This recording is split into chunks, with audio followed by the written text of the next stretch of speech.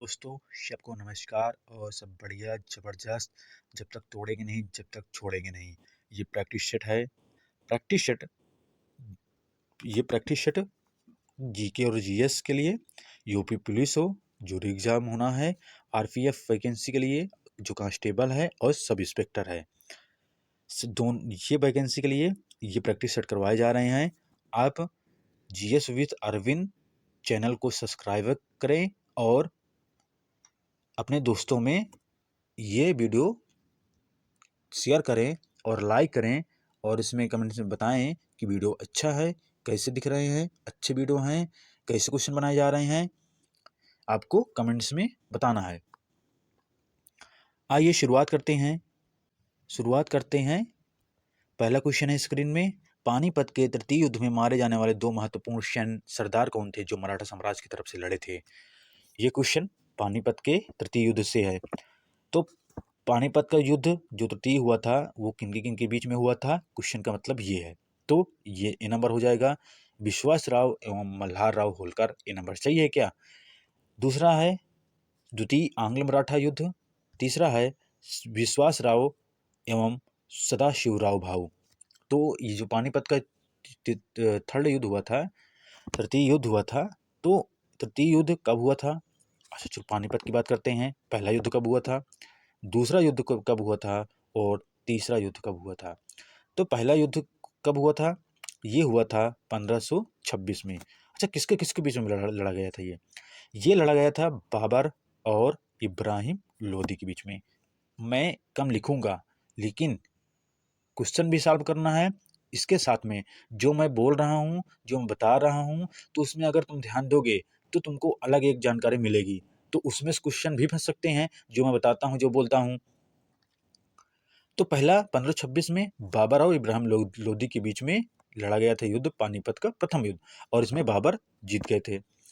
दूसरा युद्ध 1556 में 1556 में 1556 में किन के बीच में युद्ध हुआ था, ये हुआ था हेमू और बाबर की तरफ से बैरम खां। हेमू और उनके बीच में बैरम खां। तो किसकी विजय हो गई थी, ये हो गई थी बाबर की, बैरम खां की विजय हो गई थी। अब आते हैं 1761। भाई पानीपत का तृतीय युद्ध पूछा जाए तो कब हुआ था, 1761 में हुआ था। ये किन के बीच में हुआ था, ये मराठा जो सम्राट थे, ये विश्वास राव और आपका सी नंबर सही है, विश्वास राव और सदाशिवराव भाऊ। लेकिन जो विपक्षी थे, जो अफगानी शासन था, वो था अब्दाली अब्दाली की सेना से। और इसमें विश्वास राव और सदाशिवराव भाऊ से ये मराठा युद्ध तृतीय 1761 पानीपत का हुआ था, जिसमें अब्दाली जीत गया था।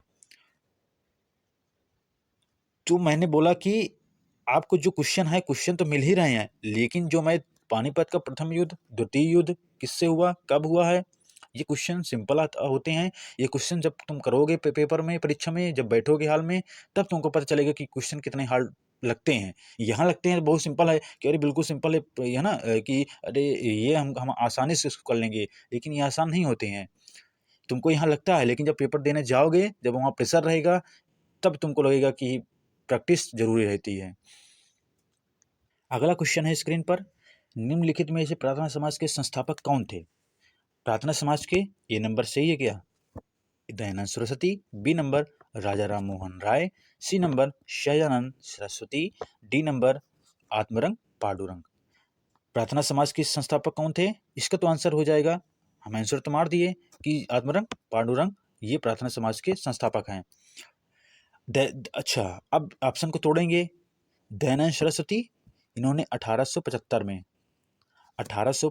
में किसकी स्थापना की थी, इन्होंने आर्य समाज की स्थापना की थी। आर्य समाज की स्थापना दयानंद सरस्वती ने किया था। इनका मूल नाम क्या था, मूल शंकर था। वो मैं तुमको पहले भी बता चुका हूँ जीके जीएस में, जो प्रैक्टिस सेट और पहले है जीएस विथ अरविंद चैनल में, तो उसमें मैं बता चुका हूँ दयानंद सरस्वती का नाम मूल शंकर। और इनको जो इनकी ये बोले थे कि वेदों की ओर लौटो, और इनकी पुस्तक का नाम क्या नाम था? वेदभाष। वेदभाष, इनकी पुस्तक का नाम वेदभाष था। अब राजा राम मोहन राय की बात करते हैं।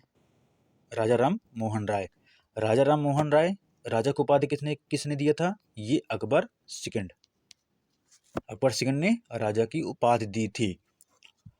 राजा राम मोहन राय 1828 में ब्रह्म समाज की स्थापना करते हैं। ब्रह्म समाज की स्थापना राजा राम मोहन राय कब करते हैं? ये करते हैं 1828 में। और आगे राजा राम मोहन राय, इनमें बता दिया कि अकबर सेकंड ने इनको उपाधि दी थी और ये ब्रिस्टल गए थे पेंशन यात्रा के लिए और वहां पर इनकी मृत्यु हो गई थी राजा राम मोहन राय की। 2-3 और उपाधि पढ़ते हैं कि जैसे अकबर सेकंड ने इनको राजा की उपाधि दी थी, राजा की उपाधि दी थी। तो रविन्द्रनाथ टैगोर को गुरुदेव की उपाधि किसने दी थी? महात्मा गांधी ने।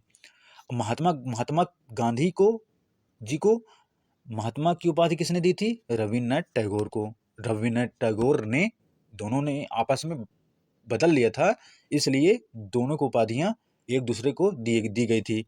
अच्छा, नेताजी की बात करते हैं। सुभाष चंद्र बोस को ये हिटलर ने दिया था उपाधि, नेताजी की उपाधि हिटलर ने दिया था। किसको? नेताजी को, सुभाष चंद्र बोस को। अब आगे ऑप्शन आते हैं सी नंबर आते हैं। ये स्वामी सहजानंद की बात करते हैं। स्वामी सहजानंद, ये 1936 में लखनऊ इन्होंने अध्यक्षता की थी। तो जो अखिल भारतीय कृषि सम्मेलन हुआ था, इसमें इनको अध्यक्ष बनाया गया था। कृषि सम्मेलन में, भारतीय कृषि सम्मेलन में इनको अध्यक्ष बनाया गया था स्वामी सहजानंद। अब डी नंबर तुम्हारा सही हो गया है। आत्माराम पांडुरंग प्रार्थना समाज की संस्थापक हैं, स्थापना की है। अगला क्वेश्चन है, निम्नलिखित में लोकसभा अध्यक्ष का चुनाव कौन करता है? जो सभा अध्यक्ष है उसका चुनाव कौन करता है? तो इसका आंसर हो जाएगा लोकसभा के सदस्य। निर्वाचित सदस्य होते हैं लोकसभा के, कि संसद के सदस्य होते हैं? देखो, संसद के सदस्य मतलब कि राज्यसभा और लोकसभा। तो राज्यसभा लोकसभा दोनों की बात करते हैं, लेकिन राज्यसभा इसमें नहीं होगा, क्योंकि लोकसभा के ही या तो निर्वाचित सदस्य होंगे या सदस्य होंगे। तो ये गलत हो गया, उपरोक्त में से कोई नहीं, ये तो भी वैसे गलत हो गया, क्योंकि लोकसभा के सदस्य हैं और निर्वाचित सदस्य दो में से तो एक ही है। अब तुमको 2 टिक मारना है, ए नंबर कि बी नंबर। अब तुक्का नहीं लगाना है इसमें। अब जो निर्वाचित सदस्य होते हैं वो तो होते ही नहीं हैं। जो निर्वाचित सदस्य होते हैं, निर्वाचित सदस्य जिसमें काम करते हैं, राष्ट्रपति के चुनाव में काम करते हैं, इसमें जो टोटल सदस्य होते हैं लोकसभा के, वो अध्यक्षता का चुनाव करते हैं, अध्यक्ष बनाते हैं। तो ए नंबर आपका सही हो जाएगा, ए नंबर सही हो जाएगा, ए नंबर सही हो जाएगा। लोकसभा अध्यक्ष का चुनाव कौन करता है? ए नंबर आपका सही हो जाएगा, लोकसभा के सदस्य करते हैं। अगला क्वेश्चन है, विश्व में सबसे लंबी पर्वत श्रेणी कौन सी है? ए नंबर आल्प्स पर्वत हो जाएगा, रॉकी पर्वत हो जाएगा, बी नंबर सही है इंडीज पर्वत हो जाएगा, सी नंबर सही है कि हिमालय पर्वत हो जाएगा। ये सही है, हिमालय। इसमें से कौन सही है? तो अब इसको देखते हैं, आल्प्स पर्वत कहाँ है? यूरोप में, यूरोप में आल्प्स पर्वत है। रॉकी ये है उत्तरी अमेरिका में। जो उत्तरी अमेरिका है, रॉकी है सबसे चौड़ी ये पर्वत श्रृंखला है, जिसको बोलते हैं रॉकी। इंडीज है, ये दक्षिण अफ्रीका में है, ये दक्षिण अमेरिका में है, दक्षिण अमेरिका में है इंडीज।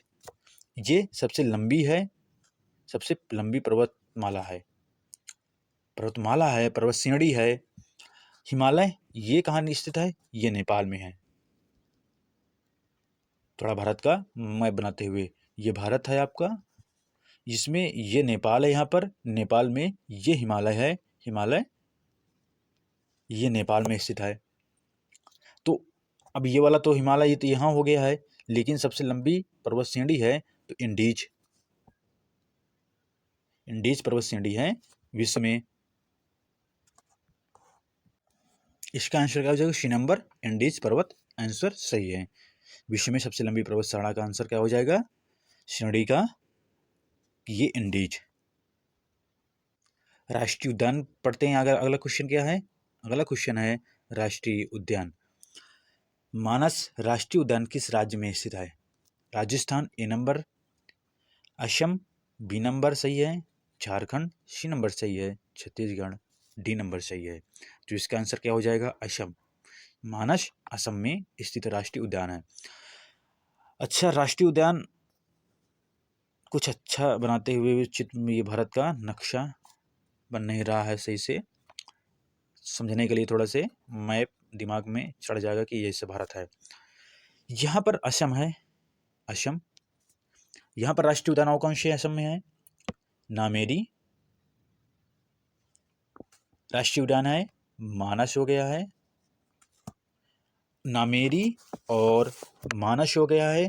काजीरंगा राष्ट्रीय उद्यान है। काजीरंगा किस लिए जाना जाता है? काजीरंगा जाना जाता है ये एक सींग गैंडा, यहाँ पर एक सींग वाले गैंडा मिलते हैं काजीरंगा में। ये क्वेश्चन पूछता है। काजीरंगा हो गया। डिब्रू सैखोवा, डिब्रू सैखोवा यहाँ पर राष्ट्रीय उद्यान है। राजस्थान की बात करते हैं। राजस्थान में राष्ट्रीय उद्यान कौन कौन से हैं? ये मुकुंदरा हिल्स राष्ट्रीय उद्यान हो गया है, केवलादेव राष्ट्रीय उद्यान हो गया, मुकुंदरा हिल्स, केवलादेव और रावत भाटा राष्ट्रीय उद्यान हो गया है।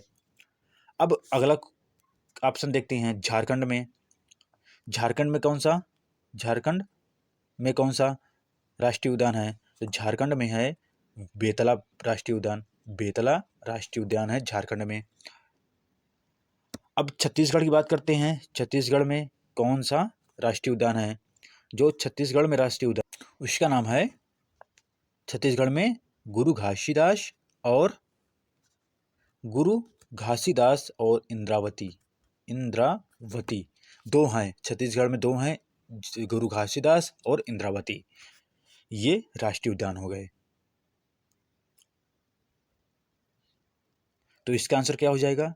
मानस राष्ट्रीय उद्यान किस राज्य में स्थित है? इसका आंसर क्या हो जाएगा? असम, बी नंबर आपका सही हो जाएगा। अगला क्वेश्चन है स्क्रीन पर। ठोस कपूर से कपूर बनाने की जो प्रक्रिया है, इसमें ठोस कपूर से कपूर जो वाष्प होता है, कपूर का जो वाष्पीकरण होता है वो क्या है? जो ठोस कपूर होते हैं। तो इसका आंसर ऊर्ध्वपातन हो जाता है। जो ऊर्ध्वपातन होते हैं वो ठोस पदार्थ का क्या करते हैं? वाष्पीकरण कर देते हैं। तो इसका आंसर ऊर्ध्वपातन हो जाता है। वाष्पीकरण क्या होता है? जिसे ये जल है, जो जल का वाष्पीकरण कर देते हैं, वाष्प के रूप में चला जाता है जल, उसको वाष्पीकरण बोलते हैं। हिमनीकरण क्या होता है? हिमनीकरण होता है जो जल का ठोस में बनना, वो हिमनीकरण होता है। जल का कोई द्रव पदार्थ है उसका ठोस में बनना, उसको हिमनीकरण बोलते हैं। जैसे जल है, जल का जैसे हम बर्फ़ खाते हैं तो बर्फ़ जो खाया जाता है तो ये हिमनीकरण के जो अगर इसको बोला जाए हिमनीकरण का ही पार्ट है। तो इसका आंसर क्या हो जाएगा? ऊर्ध्वपातन सही है। ठोस कपूर का वाष्पीकरण करना ये ऊर्ध्वपातन के द्वारा होता है।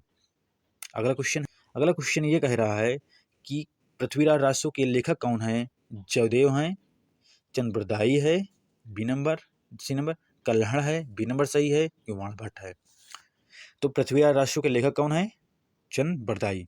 ये पृथ्वीराज राजसू के शासनकाल में रहते हैं और ये उनके विषय में लिखा गया है, उनकी जीवनी लिखी गई है, चंद्रबरदाई ने लिखा है। इसका आंसर चंद्रबरदाई है।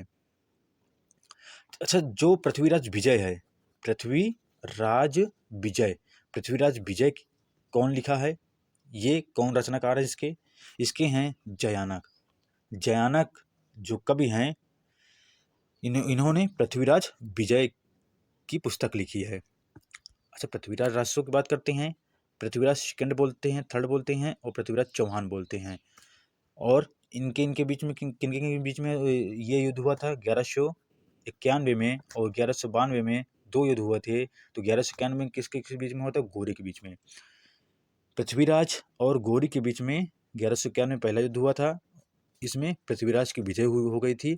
जो 1192 में पृथ्वीराज और जो गौरी है उसके बीच में युद्ध हुआ था, तो गौरी दूसरे युद्ध में गौरी जीत गया था। दूसरे युद्ध में गौरी जीत जाता है। तो इसका आंसर क्या हो जाएगा? पृथ्वीराज राशियों के लेखक हैं सी नंबर चंद्रप्रदायी। अगला क्वेश्चन है, निम्न में से कौन सा शब्द भारत के संविधान के उद्देशिका में नहीं है? कौन सा शब्द जो भारत का संविधान उस उद्देशिका में नहीं है? तो उद्देशिका, प्रस्तावना। तो उद्देशिका में सबसे पहले हम भारत के लोग हैं, ये दिया गया है। उसके बाद ये आता है कि उद्देशिका में नहीं है पंथ जो समाजवाद है, ए नंबर सही है। बी नंबर पंथ निरपेक्ष, बी नंबर सही है। प्रभुत्व संपन्न की लोक कल्याण, ये सही है। तो संविधान में उद्देशिका में नहीं है, तो डी नंबर आपका सही हो जाएगा। डी नंबर आप लोक कल्याण, ये लोक कल्याण इसमें नहीं है। अब जो प्रस्तावना थी, प्रस्तावना में 42वें संविधान संशोधन द्वारा ये 1976 में 3 चीज जोड़े गए थे। कौन कौन से थे? ये समाजवाद था, धर्म निरपेक्ष समाजवाद, धर्म निरपेक्ष और पंथ निरपेक्ष। धर्म निरपेक्ष को क्या बोलते हैं? धर्म निरपेक्ष को बोला जाता है, धर्म निरपेक्ष को बोला जाता है पंथ निरपेक्ष। कौन कौन से 3 वर्ड थे? 3 वर्ड जो 42वें संविधान संशोधन हुआ था, तो 3 वर्ड ये थे। 3 वर्ड कौन थे? समाजवाद, पंथ निरपेक्ष और एकता और अखंडता। एकता और अखंडता, ये 3 कब जोड़े गए थे? 42वें संविधान संशोधन द्वारा 1976 को जोड़े गए थे। अच्छा, 42वें संविधान संशोधन को मिनी संविधान बोलते हैं। मिनी संविधान बोला जाता है क्यों बोला जाता है मिनी संविधान? क्योंकि इसमें एक तो ये हो गया है कि प्रस्तावना में 1976 में जोड़ा गया था, 42वें संविधान संशोधन द्वारा 1976 में जोड़ा गया था प्रस्तावना में 3 वर्ड। दूसरी बात, जो राज्यपाल की शक्ति होती है वो 2 राज्यों में शासन कर सकते हैं, ये किस में है? 42वें संविधान संशोधन में है। तीसरी बात है कि जो मौलिक कर्तव्य स्वर्ण सिंह समिति के अनुसार, उसके अनुसार जो 42वें संविधान संशोधन हुआ था, तो उसमें मौलिक कर्तव्य को जोड़ा गया था 51 का में। और जो संघ सूची से समवर्ती सूची में जो 5 चीजें गई थी, तो ये कब हुआ था? 42वें संविधान संशोधन द्वारा। कब हुआ था? 42वें संविधान संशोधन द्वारा। तो इसका आंसर क्या हो जाएगा? लोक कल्याण हो जाएगा। डी नंबर सही है।